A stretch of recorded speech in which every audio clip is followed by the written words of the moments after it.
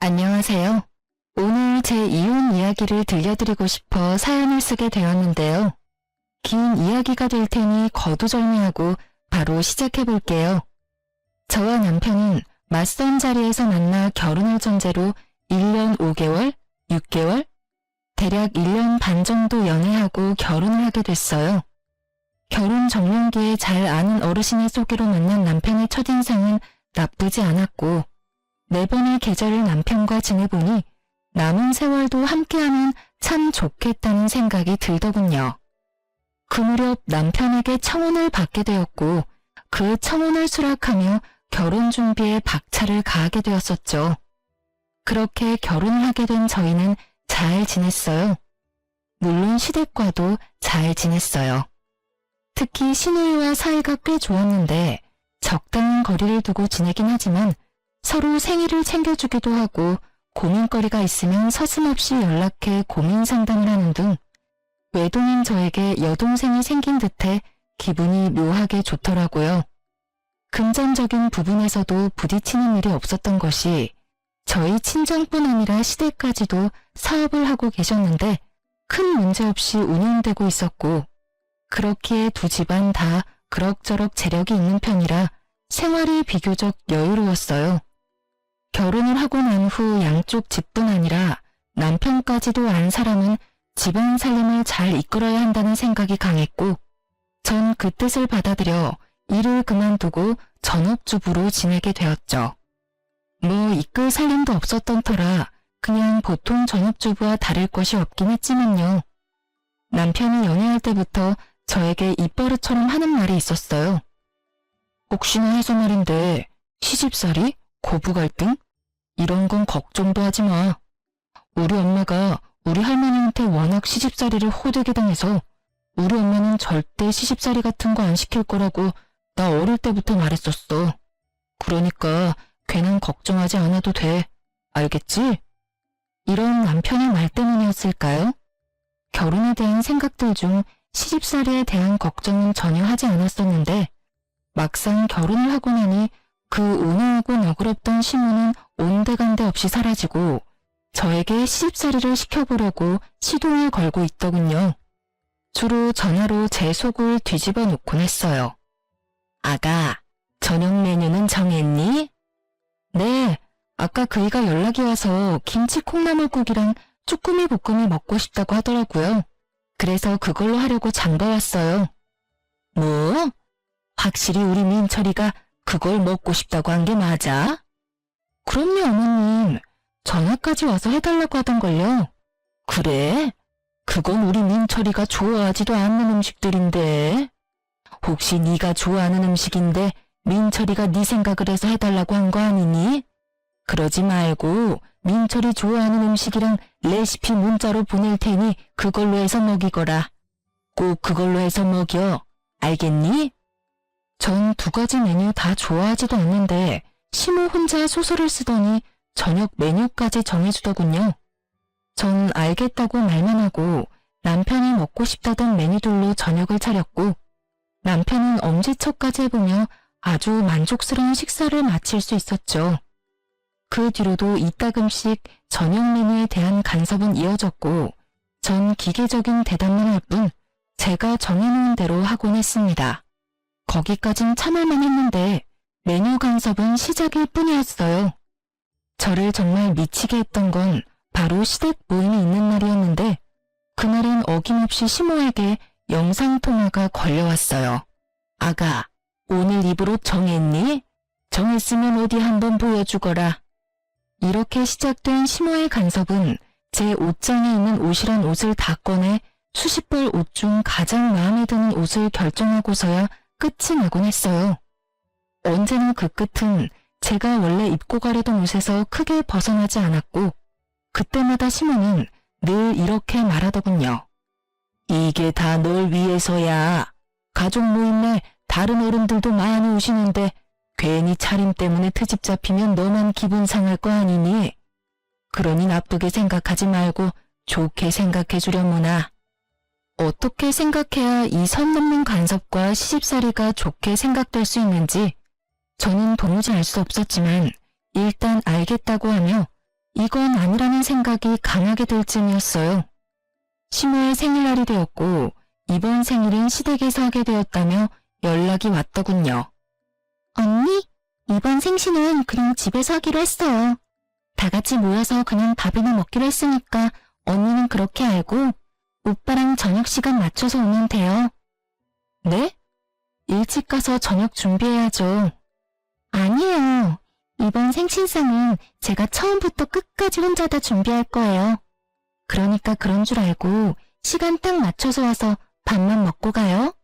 혹시나 일찍 오면 문도 안 열어줄 거니까 행여나 혹시나 일찍 올 생각은 하지도 마세요. 사실 시댁에서 한다길래 걱정이긴 했는데 시누이가 저렇게 맞아주니 참 고맙더라고요. 하지만 막상 저녁 시간이 다가올수록 마음이 불안한 것이 점점 불편해졌고 걱정스러운 마음에 시누이가 말한 시간보다 조금 일찍 혼자 시댁으로 향하게 되었어요. 시댁에 들어서니 시누이는 이럴 줄 알고 자신이 더 빨리 음식 준비를 시작했다고 하며 도울 것이 없으니 쉬라고 하더라고요. 주방을 살펴보니 시누이 말대로 음식은 마무리 단계였고 뒷정리라도 도울까 하는 마음에 팔을 걷어붙이고 나섰지만 그마저도 시누이가 득달같이 먹는 바람에 할 수가 없었어요. 에이 언니, 다 된 밥상에 숟가락 얹을 생각하지 말고 얼른 소파에 가서 쉬어요. 이거 전부 내 손으로 차렸다고 자랑하려고 하는데 이제 와서 언니가 도우면 혼자 한 게 아닌 게 되잖아요. 뒷정리만 할게요 아가씨. 딱 뒷정리까지만요. 뒷정리든 앞정리든 혼자 다 할 거니까 나중에 상 차릴 때나 도와주세요. 이렇게 말한 아가씨는 저를 끌어다 소파에 강제적으로 앉혀버렸고 그렇게 전 감사하지만 마음은 불편한 휴식을 취하게 되었죠. 그렇게 몸은 소파에 귀는 주방에 둔 채 휴식 아닌 휴식을 취하고 있는데 외출해서 돌아온 시모가 집안 상황을 살피더니 저를 나무라기 시작하더군요. 아가, 아무리 요즘 시댁이 예전과는 다르다고 해도 이건 아니지. 어떻게 시누이는 주방에서 죽어라 일하고 며느리는 소파에서 편히 쉴 수가 있니? 이렇게 말하며 저를 혼내는데 이해가 되면서도 이렇게까지 화낼 일인가 싶은 오묘한 감정이 들어 말이 나오지 않더라고요. 또 제 입장에선 무어라 말을 꺼내는 것도 참 애매하기도 했고요. 그럼 제 마음을 알았는지 시모의 소리를 들은 시누이가 손에 묻은 물도 제대로 닦지 않은 채 뛰어나오더라고요. 엄마 그만! 언니 혼내지 마. 언니는 같이 할 거라고 일찍 왔는데 내가 혼자 한다고 우겨서 언니도 벌서고 있는 중이었어. 그러니까 언니한테 뭐라고 할 것도 없어. 시누이는 있는 사실 그대로 말하며 제 편을 들어주었고 그쯤 했으면 시모도 이해하겠지 싶었는데 시모 생각은 그렇지 않은 것 같더라고요. 아니 아무리 그렇다고 한들 너 혼자 소파에 앉아서 편히 쉬는 게 말이나 되니? 난 정말 이해가 안 된다. 시모는 점점 열을 올려갔고 그런 시모의 태도가 시누이 역시 이해가 되지 않은지 시누이가 시모의 말을 받아치더라고요. 아니, 난 엄마가 이해가 안 되는데? 뭐라고? 내가 뭘 어쨌다고 이해가 안 된다는 거니? 그렇잖아. 엄마 생신상 딸이 챙기는 게 당연한 거지. 며느리가 차리는 게 당연한 거야? 엄마, 엄연히 며느리는 피 한 방울 안 섞인 남이고 난 엄마 배 아파서 낳은 엄마 자식이야. 그런 자식이 엄마 생일 때 낳아주셔서 감사합니다 하는 마음으로 엄마 생신상 혼자 정성껏 차려주겠다는데 이게 이렇게까지 화낼 일이야? 가끔 시누이와 연락을 주고받으며 참 똑부러지는 사람이다 싶었는데 이날 보니 말도 참 똑부러지게 잘하더라고요. 시모는 시누이의 말에 할 말이 없었는지 말 한마디 하지 않은 저를 노려보고선 방으로 들어가 버리더군요. 전 딱히 잘못한 것도 없이 아주 불편한 마음이 들었고 이내 상을 차리기 시작했습니다. 시누이는 그 당시 결혼을 앞두고 있어 다이어트를 한다며 저녁을 먹지 않고 있었는데 그날 식사 자리에서도 저녁은 먹지 않을 거라며 자기 밥은 담지 않더라고요. 전 밥을 제외한 음식들을 그릇에 담아 식탁으로 옮겼고 시모는 완성된 음식들의 간을 봐주고 있었어요. 그렇게 상이 완성되고 남편의 옆자리에 앉았는데 제 자리엔 딱 보아도 새밥이 아닌 식은 밥이 떡하니 있더라고요. 그때 기분 참 더럽더라고요. 황당하기도 했고요. 이 무슨 짓거리인지 말도 나오지 않았어요.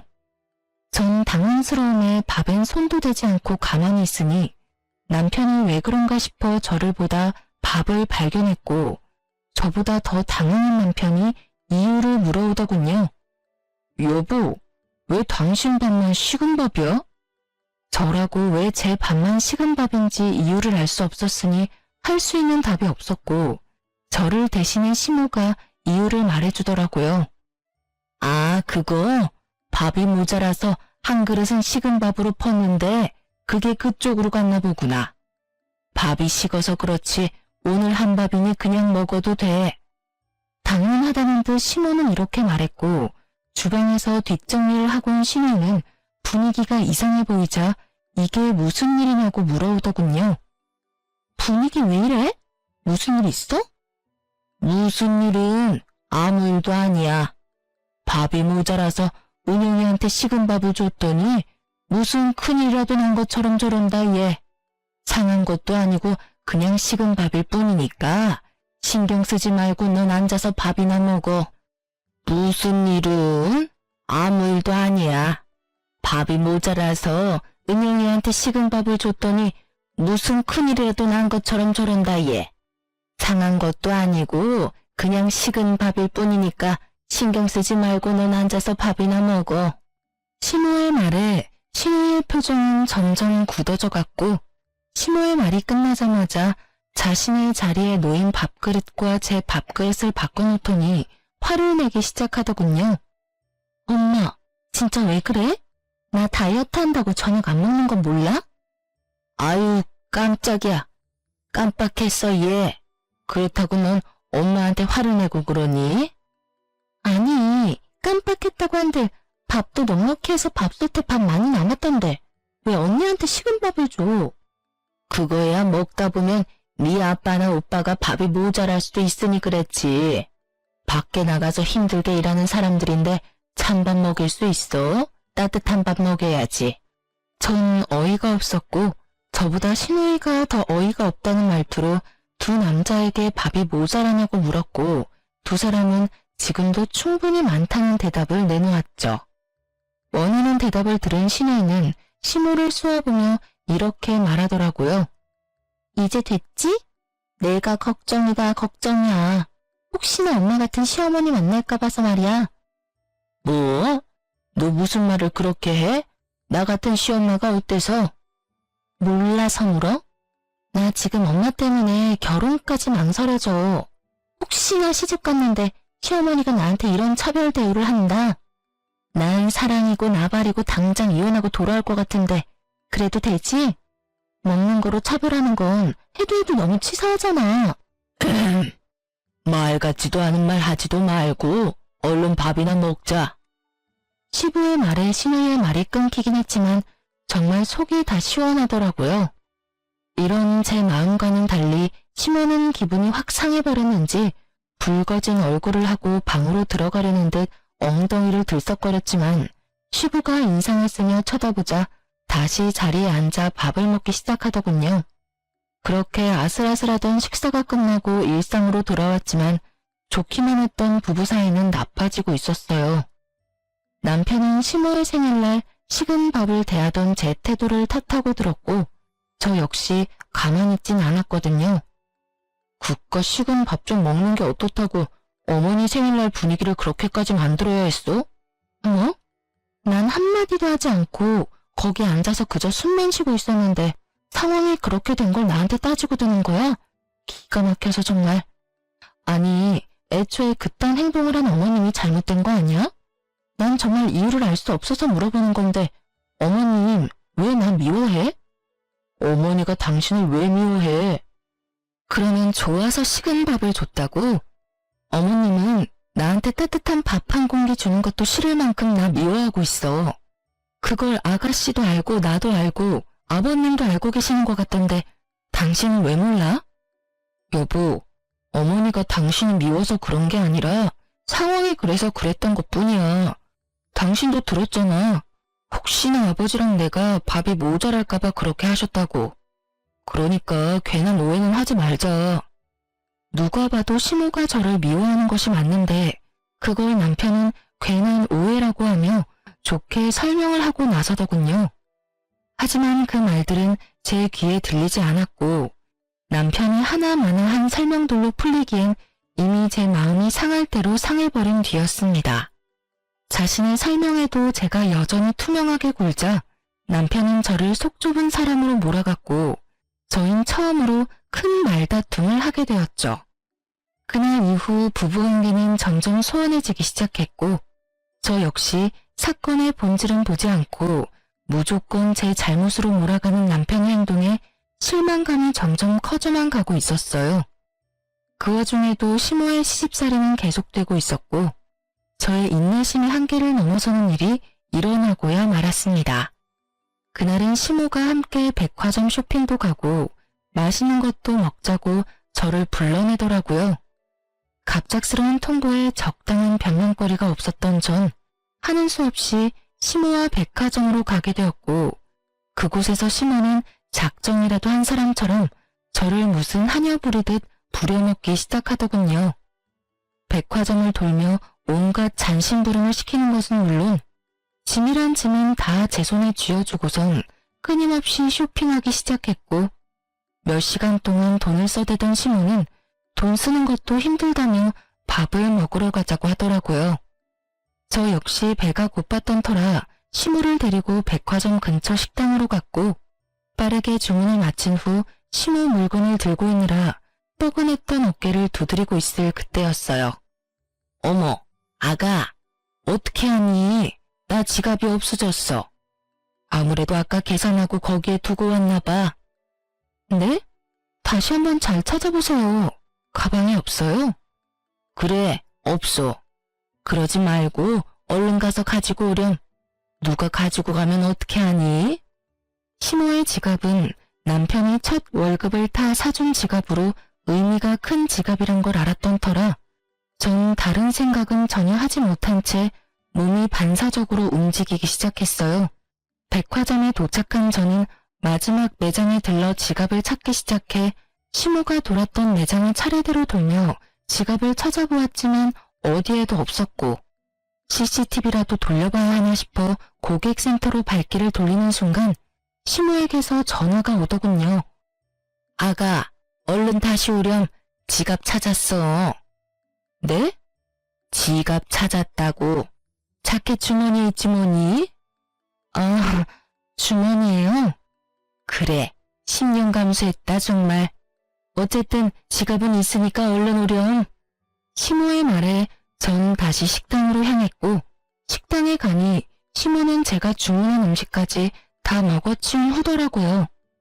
아니 정확히는 다 남기긴 했는데 제 음식까지 제가 손댈 수도 없게 다 헤집어 놓은 뒤였어요. 이쯤 되니 알겠더라고요. 이 모든 게 저를 골탕 먹이기 위해 벌인 일이라는 것을요.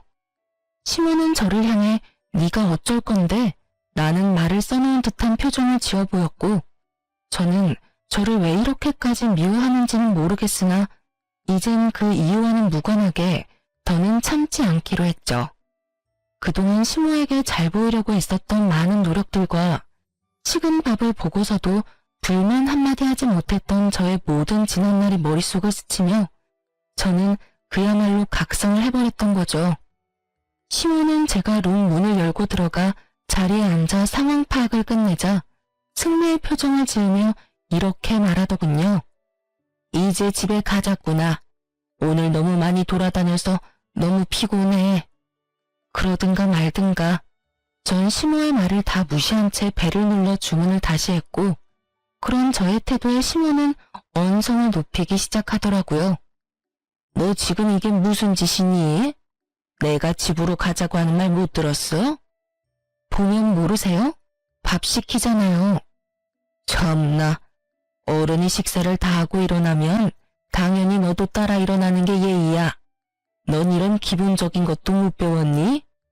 제가요, 하루 종일 어머님 수발 들며 쫓아다니느라 쫄쫄 굶었더니 배가 너무 고파서 눈에 뵈는 게 없어요. 그러니까 예의가 있니 없니 그건 어머님 생각하고 싶은 대로 생각하시고 전 일단 밥은 먹어야 하니 기다려 주시던지 먼저 가시든지 편하신 대로 하세요. 정말 눈에 뵈는 게 없더라고요. 하루 종일 쫓아다닌 것도 힘들어 죽겠는데 그 와중에 똥개 훈련까지 받았다고 생각하니 힘든 건 둘째치고 화가 너무 나더라고요. 이런 저의 태도에 심어도 화가 단단히 났는지 팔짱까지 끼고선 이렇게 말하더군요. 뭐? 눈에 뵈는 게 없어? 뭐 이딴 게 다 있어? 아휴, 너의 지금 이런 무례한 태도는 네 친정엄마하고 이야기를 좀 해봐야 하겠구나. 아무래도 네 꼴을 보아하니 내가 네 엄마한테 할 말이 많을 듯하구나. 할 말 많으시면 통화해야죠. 그건 어머님 뜻대로 마음대로 하시고 가실 때 가더라도 오늘 산 저 짐들은 다 가지고 가세요. 두고 가는 물건이 하나라도 있으면 오늘 하루 고생한 저한테 주는 선물이라고 생각하고 제가 다 가지도록 할게요.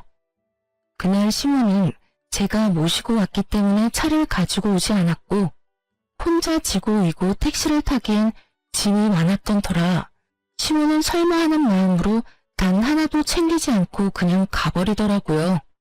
시모에게 한 말이 모두 진심이었던 저는 밥을 맛있게 먹고 난 후 택도 떼지 않은 새 상품을 모두 중고로 팔아버렸고 그 돈을 아주 기쁜 마음으로 평소 기부하던 단체에 모두 기부해버렸습니다. 우려, 걱정, 이런 감정은 전혀 들지 않더군요. 이미 저의 인내심은 한계선을 넘어버렸고 더는 어른 대접을 해줄 필요도 없다는 것이 제 생각이었으니까요. 그날 밤 소파에 앉아 콧노래를 부르며 TV를 보고 있는데 퇴근을 하고 돌아온 남편이 시모에게 오늘 있었던 일을 전해들은 것인지 저에게 노발대발 화를 내기 시작하더군요. 당신 정말 왜 그러는 거야? 도대체 어머니랑 왜 그렇게 자꾸 부딪히는 거냐고. 와, 또 내 탓을 하는 거야? 확실하게 집어줄 테니 잘 들어. 하루 종일 종 부리듯 끌고 다닌 것도 당신 엄마고 잃어버린 적도 없는 지갑 핑계로 똥개 훈련 시킨 사람도 당신 엄마야. 그 와중에 밥도 먹이기 싫었는지 남의 음식까지 다 헤집어 놓으며 혼자 식사까지 마친 사람 역시 당신 엄마지. 이게 무슨 말인지 알아? 먼저 수준 낮게 행동한 사람은 어머님이란 이 말이야. 그러니까 따지려거든 나한테 따지지 말고 당신 엄마한테 가서 따지고 나 대신 이런 식으로 다시는 행동하지 말라고 말도 좀 전해줘.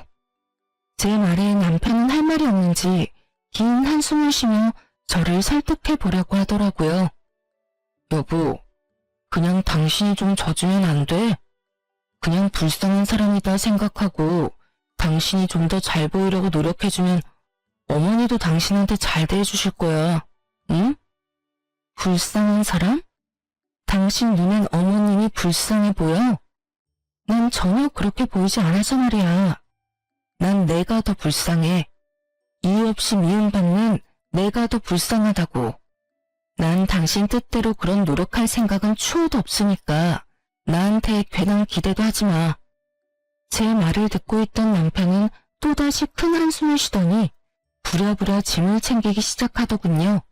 그러면서 하는 말이 한동안 저와 함께 있고 싶지 않다고 하며 시댁으로 가서 지낸다고 했고 저는 그런 남편을 말리지 않았어요. 뒤도 돌아보지 않고 집을 나서는 남편을 보는데 참 시모보다 남편이 더 밉더라고요. 어쩌면 저렇게 시모 편만 들 수가 있는 것인지. 괜찮냐? 오늘 많이 힘들진 않았느냐? 고생 많았다. 제 마음을 달랠 수 있는 이 수많은 말들 중 딱 한마디만 남편이 해줬더라면 상황이 이렇게까진 되지 않았을 텐데 말이죠. 누굴 탓하겠어요? 저런 인간인 줄도 모르고 사랑의 눈이 멀어 믿고 결혼한 제가 미쳤었고 제정신이 아니었던걸요. 그렇게 눈물도 나지 않던 밤이 지나고 다음날 아침 일찍부터 시모에게서 전화가 오더군요. 너 어제 산 내 물건 잘 챙겨뒀지? 그거 가지고 집으로 좀 넘어오거라. 아, 그거 전부 저에게 주시는 거 아니었어요? 제가 다 가진다고 했는데도 두고 가시길래 저한테 주는 선물인 줄 알고 다 팔아버렸는데요? 택도 안 뗀 새 상품이라 꽤 제값으로 받아서 다 기부했어요, 어머님. 덕분에 좋은 일 제대로 했지 뭐예요? 말 그대로였어요. 마음먹고 한 쇼핑이었기에 그 금액이 적지 않았고 시모는 이때껏 들어본 적도 없는 괴성을 지르며 화를 내기 시작하더군요. 너 정말 미친 개야?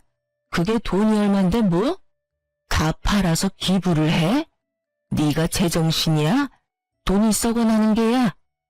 기부를 하려거든 네 돈으로 할 것이지 왜 내 돈으로 기부를 하냔 이 말이야. 어디서 너 같은 게 우리 집에 들어와서는 내 골머리를 썩게 만드는지 이런 미친 거사. 이미 예상했던 터라 놀랍지도 않더라고요. 전 휴대전화를 스피커로 해놓고 시모가 고함을 지르든 노래를 부르든 대꾸도 하지 않은 채 하던 일을 했고 어느새 전화는 끊겨 있더라고요. 그렇게 얼마 지나지 않아 친정엄마에게서 전화가 왔고 그 전화로 전 이혼을 결심하게 되었어요. 엄마, 아침부터 무슨 일이야? 무슨 일 있어요? 무슨 일은 나 말고 너한테 있던데 네 시어머니 전화 왔더라. 아니 무슨 그런 몰상식한 여자가 다 있니? 이 아침에 사돈댁에 전화해서 다짜고짜 네 욕을 하기 시작하는데 대충 들어봐도 네 잘못은 하나도 없던데 그 여잔 뭐가 그렇게 불만이 많던지 내가 진짜 기가 막혀서 어머님이 엄마한테까지 연락했단 말이야? 그것도 이 아침에? 그래. 아유, 다 됐고 내가 지금 너 데리러 갈 테니 준비는 하고 있어. 나보고 너 데리고 당장 네 시댁으로 오라고 하더구나. 무슨 말을 하려고 그러는지 내가 직접 가서 들어봐야겠어. 엄마, 일단 진정 좀 해. 내가 지금 진정하게 생겼어? 그 어렵다는 사돈한테도 이따위로 구는데 너한테는 어떻게 했겠어? 내가 지금 손이 다 떨려온다고. 엄마, 일단 진정 좀 하고 기다리고 있어. 내가 다 생각이 있어서 그래. 내가 알아서 해볼 테니까 조금만 진정하고 기다려줘요, 응? 일단 알겠는데 다시 한번 이런 말 들리면 가만히 있지 않을 거니까 확실하게 마무리 지어. 도저히 안 될 것 같으면 이혼해. 어디 남의 집 귀한 딸 데리고 가서 2년 전엔 욕짓거리냐고. 어쨌든 넌 잘못한 거 하나도 없으니까 괜히 기죽지 마. 알겠어? 네, 알겠어요. 들어보니 정신 나간 시모는 친정엄마에게 2년 전엔 하며 욕까지 한 모양이더군요. 아무리 머리끝까지 화가 났다고 해도 사돈한테 자식 욕을 하는 건 좀 아니지 않나요? 그 순간 전 이혼을 확신하게 되었고 그간 수없이 연락을 드릴까 말까 고민했던 사람에게 전화를 걸어 시댁으로 와달라고 부탁을 드리곤 시간을 맞춰 시댁으로 향했어요. 시댁에 도착하니 제가 부른 사람을 포함해 시댁 식구들이 다 모여있더군요.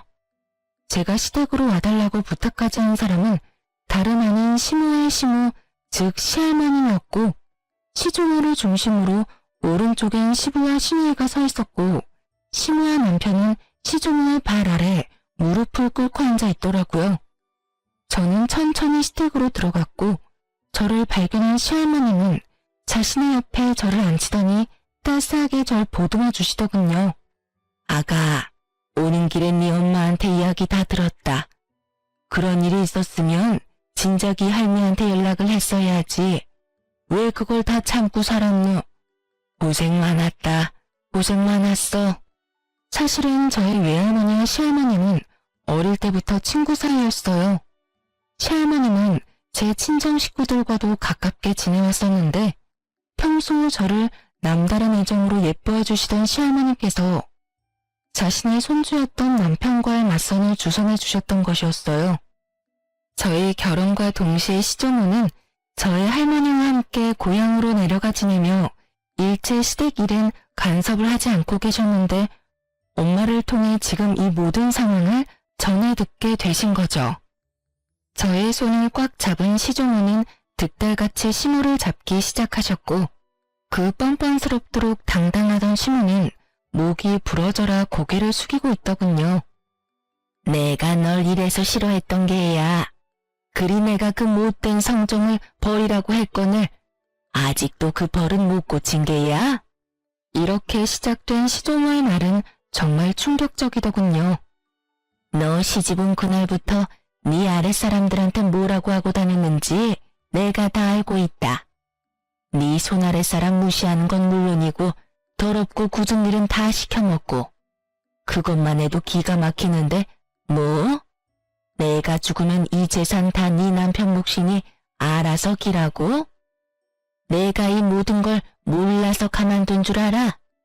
진작 이혼시켜버리고 싶은 걸 결혼한 지 얼마 되지도 않았고 뱃속에 민철이가 들어앉았다고 해서 참고 또 참았다. 데리고 살면서 인간 만들면 인간 구실은 하겠지 하면서 또 참았단 말이다. 애들 크면서 눈빛에 도끼도 좀 빠지고 제법 말도 가려서 하는 것 같아 좀 풀어줬더니 또 사고를 치는구나. 또 언행을 그따위로 하고 다녔어. 나이도 들 만큼 들었으니 이젠 사람 될 거라고 했던 내 실수였지. 사실 시집살이를 시켰다는 말을 들을 때부터 이상하긴 하더군요. 제가 아는 시조모는 아무 이유 없이 사람을 괴롭히는 사람은 아니었는데 남편의 말론 아무 이유 없이 시모를 쥐잡듯 잡았다고 하니 제가 모르는 시조모의 모습이 있는가 보다 하고 생각했었거든요. 하지만 시조모만 알고 있는 시모의 민낯은 생각보다 더 경악스럽더군요. 시조모의 입에서 자신의 과거가 흘러나오자 시모는 악을 쓰며 역정을 내기 시작했고 그 입에서 나오는 한마디 한마디가 저에겐 참 어이없는 말들이었습니다. 저 역시 며느리가 마음에 들지 않아 사람 좀 만들어 보려고 그렇게 했던 거예요, 어머님. 어머님은 저한테 그렇게 하셔놓고 저는 왜 며느리 길들이면 안 되는 건가요? 이 얼마나 기가 막히고 코가 막히는 말인가요? 시댁으로 오는 내내 될 수 있으면 말을 아끼자 하고 생각했는데 이렇게 상황이 흘러가니 그냥 참고 있을 수가 없더라고요. 어머님, 전 아무리 생각해도 어머님께 큰 잘못한 것이 없는데 저의 어떤 점을 그리도 미우셨어요? 제가 뭘 그렇게 잘못했길래 절 길들이려고까지 했는지 정말 궁금하네요. 저요, 어머님이 저한테 적대적으로 대하기 전엔 전화도 자주 드리고 살갑게 굴며 어머님의 말도 안 되는 트집에도 다 맞춰드리려고 노력했었어요. 그런데 그런 제 노력에도 어머님은 그저 저를 미워만 하셨었잖아요. 제 말에 어머님은 아무런 말도 하지 못하고 있더군요. 당연한 일이었어요. 백화점 사건이 있기 전까지 전 시모에게 잘하려고 했었고 시모의 말도 안 되는 시집살이에도 이렇다 할 말대답 한 번 한 적이 없었으니까요. 아무리 머리를 짜내어 봐도 할 말이 없던 시모는 입을 꾹 다문 채 저를 노려보더군요. 그런 시모의 행동에 서름이 터져버린 저는 그간 시모의 행동을 하나하나 다 읊어주었죠. 제 말이 길어질수록 시조모와 시보의 얼굴은 점점 굳어져만 갔고 제 말이 끝나자 시조모는 믿을 수 없다는 듯 화를 내시더라고요. 이 말이 다 사실인 거야? 어디서 가짠지도 않게 그딴 짓거리를 한 게야? 네가 사람이야? 어떻게 사람이 어른이 그런 짓을 할 수가 있는 게야? 나도 그리 미운 너한텐 그런 짓은 하지 않았어. 식은 밥을 줘? 하녀 부리듯 부려? 어디서 배운 짓거리야 그게? 이게 다 어머님 때문이에요. 저요? 시집와서 단 하루도 마음 편한 날이 없었어요. 이제 좀 편해지나 싶었는데 어머님이 저 애를 이 집에 들이셨잖아요. 제 입장에선 저 애가 눈엣 가시 같았고 그래서 괴롭혔는데 그게 잘못인가요? 네가 마음 편히 지내지 못하게 된 건 다 그 누구의 탓도 아닌 네 탓이다.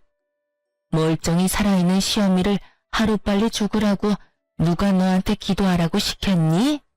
그리고 너보다 아랫사람들을 그리 심하게 괴롭히라고 누가 너한테 시켰니? 다 네 심보가 네 팔자를 꼰 것인데 누구 탓을 하는 게야?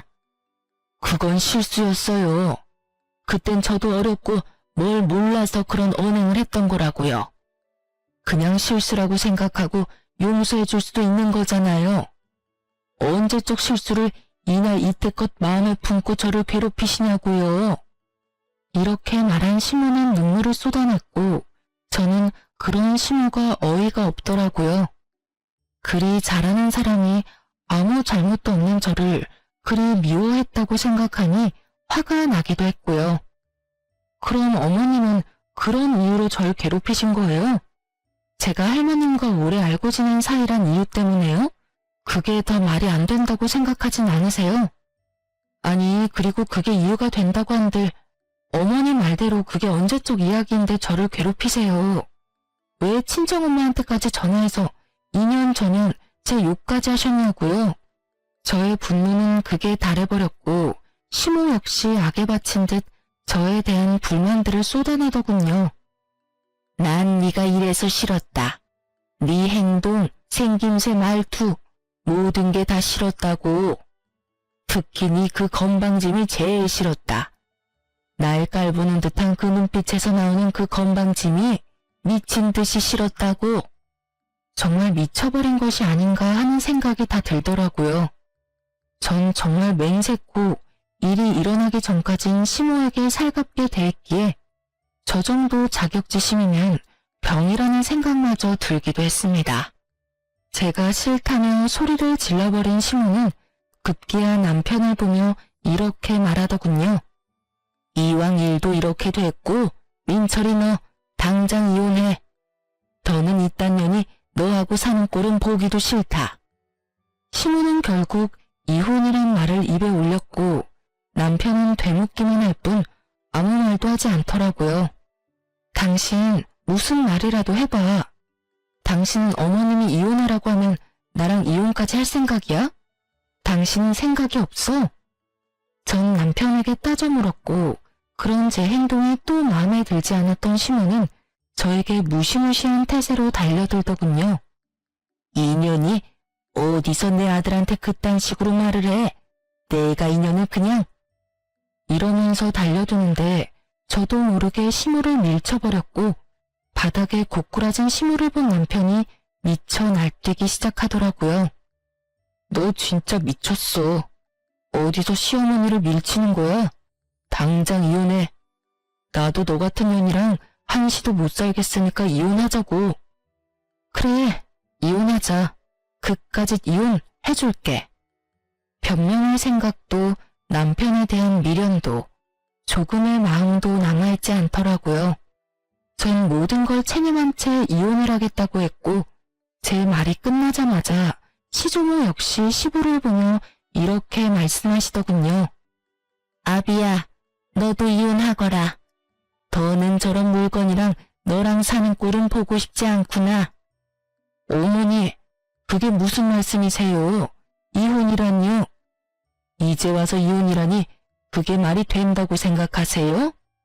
그 모진 시집살이 다 견디고 인제야 좀 살만해졌는데 이혼이라니. 전 절대로 이혼 못합니다. 시주모의 말에 시모는 그게 무슨 말이냐며 따지고 들었지만 시부는 그런 시모의 말은 들리지도 않는다는 듯 오직 시주모의 얼굴만 바라보더군요. 지금까지 한 말이 다가 아니란다, 아비야. 저 물건은 고얀 행동뿐 아니라 입으로도 죄를 짓고 있더구나. 시집 온 지 한 달도 채 되지 않은 새색시가 손아래 동서들한테 한다는 말이 저 늙은 할망구는 왜 죽지도 않고 질기게 살아서 자기를 괴롭히는 건지 목숨도 질기다면서 같이 사는 게 고역이라고 하더구나. 그게 사람으로서 할 말이더냐? 내가 그 말을 듣고 당장이라도 내쫓아버리고 싶은 걸 네가 사랑한다고 하니 참고 또 참았는데 저리 제 자식 이혼시키는 꼴을 보니 나도 널 이혼시켜도 될 것 같구나. 당장 이혼하고 저 인간 같지 않은 것들 다 내쫓아내. 더는 내가 벌어 갈고 닦은 곳에서 저딴 것들 호의호식하는 꼴조차도 보기 싫으니. 이미 시모의 민낯을 알아버린 시부는 오만 정이 떨어지신 듯 그 자리에서 고민도 없이 알겠다고 했고 시모와 남편은 그제야 다시 무릎을 꿇고 빌기 시작하더군요. 이렇게 쫓겨날 순 없어요, 어머님. 제가 더 잘할게요. 제가 더 노력할게요. 제가 다 고칠게요, 어머님. 할머니, 제발 한 번만 용서해 주세요. 저요, 이 사람이랑 이혼도 안 하고 이 사람 하늘처럼 떠받들고 살게요. 이미 늦은 일이니 더는 입 아프게 하지 말고 얼른 나가거라. 우리 민철이 이 집안의 대를 이을 하나뿐인 아들이라고요. 장손을 어떻게 내쫓을 수가 있으세요? 하나뿐인 아들? 요즘 세상이 어떤 세상인데 그런 말을 하는 게인지 민정이 잘 보고 들었지? 앞으로 할미가 물려주는 재산 어떻게 꾸려나갈 건지 생각해서 이 할미한테 알려주거라. 혹여나 네 어미나 오빠한테 한 푼이라도 흘러가는 순간 너도 쫓겨날 테니 그리하라. 시종호의 통고와 함께 모든 일은 빠르게 진행되었어요. 두 사람은 그 자리에서 맨몸으로 쫓겨나 버렸고 남편은 시부의 회사에서 마저 쫓겨나 실업자 신세가 되었죠. 거기에다 시모는 그동안 사치스러운 생활을 하며 자신의 친정으로 재산을 빼돌리고 있었던 점이 드러나며 재산은 한 푼도 받지 못하고 이혼했다고 하더라고요. 저 역시 시모와 남편에게 위자료를 받고 이혼을 하게 되었습니다. 그렇게 즐긴 악연은 끝이라고 생각했는데 말 그대로 즐기긴 정말 즐기더라고요. 다름 아닌 전 시모가 저를 찾아왔으니까요. 무슨 일이세요? 아가, 내가 부탁이 있어서 왔어. 부탁이라뇨? 그게 어려운 건 아니고 어머님께 말 한마디만 해주면 안 되겠니? 우리 민철이라도 좀 받아달라고 말이야. 난 어떻게 되든 상관없는데 우리 민철이는 아직 살아갈 날이 많이 남았잖니. 그러니 네가 그간의 정을 생각해서라도 우리 민철이만이라도 그 집에서 살게 해달라고 해다오. 네가 말하면 다 들어주실 게야. 정말 반성해서 흘리는 눈물이 아닌 억지로 쥐어짜내는 눈물인 게 어쩌면 그리도 티가 나는지. 속아주고 싶어도 속아줄 수가 없더라고요. 그래서 전 더욱 단호하게 전시모에게 물었어요. 제가 왜 그래야 하는데요? 자신의 눈물을 흘리며 부탁을 하면 당연히 들어줄 것이라고 생각했는지 저의 단호한 태도에 전 시모는 적잖게 당황을 한 것 같더라고요. 그 짧은 순간이었지만 미간이 구겨지는 것을 제 두 눈으로 봐버렸거든요. 하지만 이내 다시 불쌍한 척을 하며 저에게 애원하기 시작하더군요. 너희 사랑하는 사이였지 않니? 민철이랑 나 오갈 데도 없는 신세다 지금. 민철이 이모한테라도 신세를 져볼까 하고 찾아갔는데 문도 열어주지 않고 연락도 받지 않아 갈 곳도 없는 신세라고. 내가 자기들한테 어떻게 했는데? 내가 그간 가져다 준 돈이 얼만데 어떻게 그렇게 연락을 딱 끊을 수가 있는지. 이렇게 벌 받을 만큼 받았으니 제발 이렇게 부탁하마. 민철이만이라도, 응? 그 벌의 양은 누가 정해주었기에 받을 만큼 받았다고 하는 것인지, 받는 사람이 다 받았다고 하면 피해자는 당연히 용서를 해줘야 하는 것인지, 도무지 전 이해가 되지 않더라고요. 전 시모는 물론이고 전 남편조차 용서하지 않았고 그랬기에 시모의 그 말도 안 되는 부탁은 들어줄 생각조차 없었죠. 저 이제 그 집이랑은 상관없는 사람인 거 잊으셨어요? 직접 그렇게 만드셨잖아요. 어쨌든 전 이제 그럴 능력도 없고 그럴 마음도 없으니 그런 부탁하지 마세요. 제 말에 이때껏 거짓 눈물로 애원하던 시모는 말이 끝나자마자 제 머리채를 잡고 흔들기 시작하더군요. 워낙 가까운 거리기도 했고 갑작스럽게 일어난 일이라 미처 피할 틈도 없이 머리채가 잡혀버렸고 무슨 힘이 그렇게도 대단한지 아무리 발버둥 쳐보아도 있는 힘껏 잡아준 시모의 소나기에서 벗어나지 못하겠더라고요. 이거 나요. 노라고요. 너 이년 오늘 너 죽고 나 죽는 날이다. 그런 부탁을 하지 마. 오냐, 네 말대로 그런 부탁은 이제 할 일이 없을 거다. 오늘 너 죽는 날이니까 말이다. 저는 고함 소리와 함께 전 시모 역시 고함을 질러댔고 무슨 일인가 싶어 나온 옆집 분이 경찰에 신고를 해주신 덕에 시모의 손에서 벗어날 수 있었습니다. 그렇게 전 시모는 경찰서로 끌려갔고 다신 저를 찾아오지도 찾지도 않겠다는 각서를 받고 합의를 해주었어요. 그 후 소식을 전해 들은 시누이에게서 연락이 왔더라고요. 언니, 이야기 들었어요. 괜찮아요? 네, 좀 놀라서 그렇지 다친 곳은 없어요. 다행이다. 이야기 듣고 얼마나 놀랐는지 몰라요. 제가 엄마랑 오빠 살 작은 집 얻어줬으니까 앞으로 언니 찾아갈 일은 없을 거예요. 아가씨 마음 이해 안 되는 건 아니지만 할머니 알면 어쩌려고 그랬어요? 모르긴 몰라도 크게 화내실 텐데. 아, 그건 걱정 마세요. 할머니하고 아빠한테 다 허락받고 얻어줬어요. 제 딴에는 마지막 효라고 생각하고 해드린 건데 엄마는 그게 시작이라고 생각했는지 이것저것 요구가 많아지더라고요. 그래서 저도 연락 끊어버렸어요. 언니도 알다시피 제가 오빠처럼 엄마 사랑받으며 자란 자식도 아니고 낳아주시고 키워주신 값은 다 했다고 생각해서요. 쉬운 결정은 아니었을 텐데 아가씨도 마음고생 많이 했겠네요. 괜찮아요? 네, 전 생각보다 괜찮아요. 저보단 오빠가 큰일이죠 뭐. 제가 유일한 희망이자 마지막 돈줄이었을 텐데 저마저 연락 끊었더니 들리는 소문은 어디 작은 회사에 취업은 했다고 하더라고요. 그런데 뭐 버텨내겠어요? 한평생 고생이란 모르고 편하게만 살았는데. 뭐 이제 알아서 잘 살기만을 바라야죠. 그렇게 말을 마친 신우이는 앞으로 언니 동생하며 지내도 되겠냐며 저에게 조심스럽게 물어왔고 전 알겠다고 했어요. 앞서 말했다시피 동생 하나 생긴 기분이 좋기도 했고 저를 잘 챙겨주었던 신우이와 계속 연락하며 지내고 싶기도 했거든요. 신우이뿐 아니라 할머니와도 가끔 보고 지내고 있어요. 저를 만날 때마다 제가 그런 일을 겪게 된 것은 할머니의 책임이 크다며 자책 아닌 자책을 하시더니 어느 날은 할머니의 건물에 소품 가게를 하나 차려주시더라고요. 회사도 결혼한 후에 그만두고 무슨 일이라도 해야 아픔이 빨리 잊혀진다고요. 전 감사하게 가게를 받았고 잡생각도 버릴 겸 핸드메이드 제품도 만들어서 판매하고 있어요. 가끔 너무 쉽게 이혼을 한 것인가 싶은 순간도 있긴 하지만 전 더는 전 남편을 사랑하지 않았고 참고 더 살았다간 어떤 꼴을 보고 당하게 될지 모르는 일이니 후회는 하지 않으려고 해요. 요즘 전 옆 커피가게 사장님과 자주 왕래하며 지내고 있어요. 네, 여러분이 생각하시는 그런 관계로 지내는 거 맞습니다.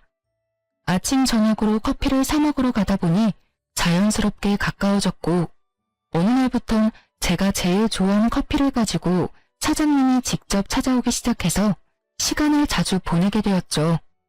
그 이후 사장님과 가끔 밖에서 밥을 먹기도 하고 술도 먹으며 서로 알아보는 단계를 거치고 있어요. 지금까지 지켜본 바론 성실하고 다정한 사람인 것 같아 좀 더 지켜보려고 합니다. 이혼을 할 당시엔 다신 남자는 없다고 생각하고 다짐했었는데 사람 일이란 게 정말 모르는 건가 봅니다. 이렇게 또 남자를 보며 좋은 사람이라고 느끼는 걸 보면 말이죠. 어쨌든 전 용기를 가지고 새롭게 시작해보려고 합니다. 그게 일이 되었든 사랑이 되었든 간에요. 이로써 저의 긴 사연도 끝이 났네요. 제 이야기를 끝까지 들어주셔서 감사합니다.